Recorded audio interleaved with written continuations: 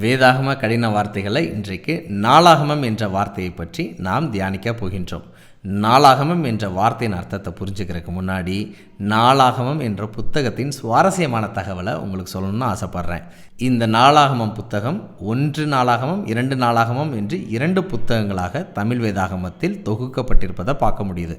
இந்த 2 நாளாகம புத்தகத்திலும் 1-2 சாமுவேல் புத்தகத்தின் சரித்திரமும் 1-2 ராஜாக்கள் புத்தகத்தின் சரித்திரமும் தான் பெரும்பான்மையாக பதிவு செய்யப்பட்டிருப்பதை பார்க்க முடியுது. அது மட்டும் இல்லை, நாளாகம புத்தகத்தில் ஆதாமில் தொடங்கி இஸ்ரவேல் மக்கள் பாபிலோனுக்கு அடிமையாக சென்று பிற்பாடு விடுவிக்கப்பட்டது வரைக்கும் சரித்திர சுருக்கம் பதிவு செய்யப்பட்டிருப்பதை பார்க்க முடியுது. நாளாகமம் என்பதற்கான இணையான ஆங்கில வார்த்தை கிரானிக்கிள்ஸ் என்று பதிவு செய்யப்பட்டிருக்கு.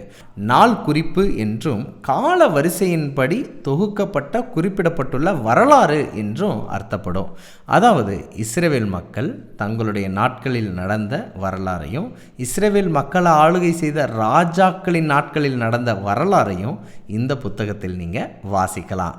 இஸ்ரவேல் மக்களின் நாட்களில் நடந்த வரலாற்றை குறிப்பாக பதிவு செய்யப்பட்டதினாலே இந்த பெயர் வந்தது. இந்த தகவல் உங்களுக்கு பிரயோஜனமாக இருக்குன்னு நான் நம்புகிறேன். உங்கள் நண்பர்களுடன் இந்த தகவல்களை பகிர்ந்து கொள்ளுங்கள். பகிர்வோம் இயேசுவை என்றும் அன்புடன் பைபிள் ஸ்கூல்.